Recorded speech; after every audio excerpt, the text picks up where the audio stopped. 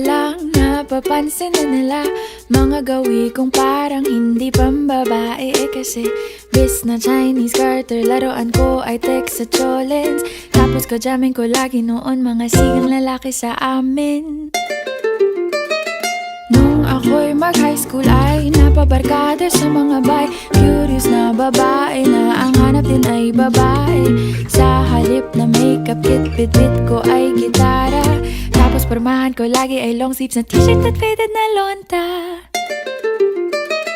Pero nung makilala kita, nagbagong bigla ang aking timpla. Natutuwa ko na magpariband at mag-ahit ng kilay at least once a month. Hindi ko alam kung anong meron ka na sa akin ay nagpalambot ng bigla. Sinong mag-aakalang lalaki pala ang bibihag sa tulad kong tigreng gala.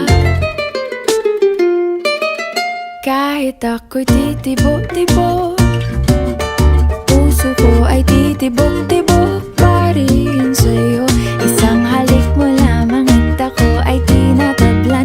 At ang aking pagkababae ay nabubuhayan na para bang bulaklak na namumukadkad. Dahil alaga mo sa dilig at katamtamang sikat ng araw-araw mong pag-ibig sa aking buhay nagpapasarap.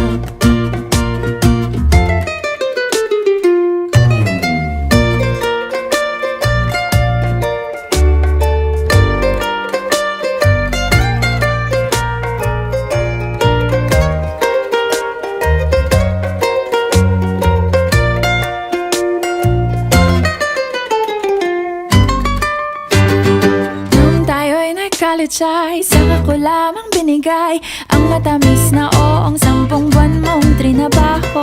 Sa halip na tsokolate at tipikal na mga diskarte, nabihag mo ko sa mga tula at sa mga katamong pabebe.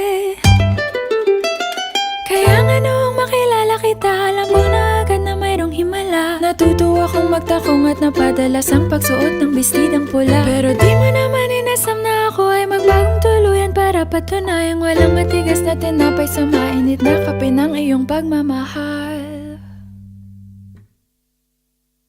Kahit ako'y titibo-tibo, puso ko ay titibok-tibok pa rin sa'yo. Isang halik mo